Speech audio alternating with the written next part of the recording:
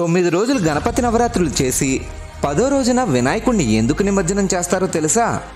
తాను చెబుతూ ఉంటే మహాభారతాన్ని రాయమని వ్యాసుడు గణపతిని ప్రార్థించాడు.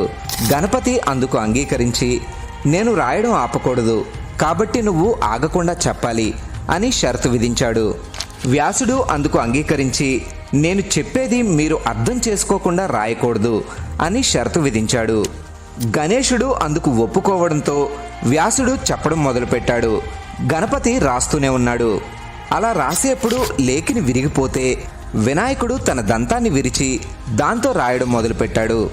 ఇంకో 10 రోజుల్లో భారతం రాయడం పూర్తవుతుంది అనగా విశ్రాంతి లేకుండా రాయడం వల్ల వినాయకుడి ఒళ్ళు విపరీతంగా వేడెక్కి ఆయన ఒంటి నుండి పొగలు రావడం మొదలైంది. అది గమనించిన వ్యాసుడి శిష్యుడు వైశంపాయనుడు బంకమట్టిని ప్రతిరోజు వినాయకుడు ఒళ్ళంతా రాసేవాడు. అలా 9 రోజులు గడిచాక 10వ రోజు మహాభారతం రాయడం పూర్తవగానే ఆ 9 రోజులు గణపతి ఒంటికి పూసిన బంకమట్టిని వైశంపాయనుడు నీటితో కడిగాడు. అలా అప్పటి నుండి గణపతి నవరాత్రులు చేయడం ఆనవాయితీగా మారింది. వ్యాసుడు చెబుతూ ఉంటే వినాయకుడు 3 సంవత్సరాల పాటు విశ్రాంతి లేకుండా మహాభారతాన్ని రాశాడు.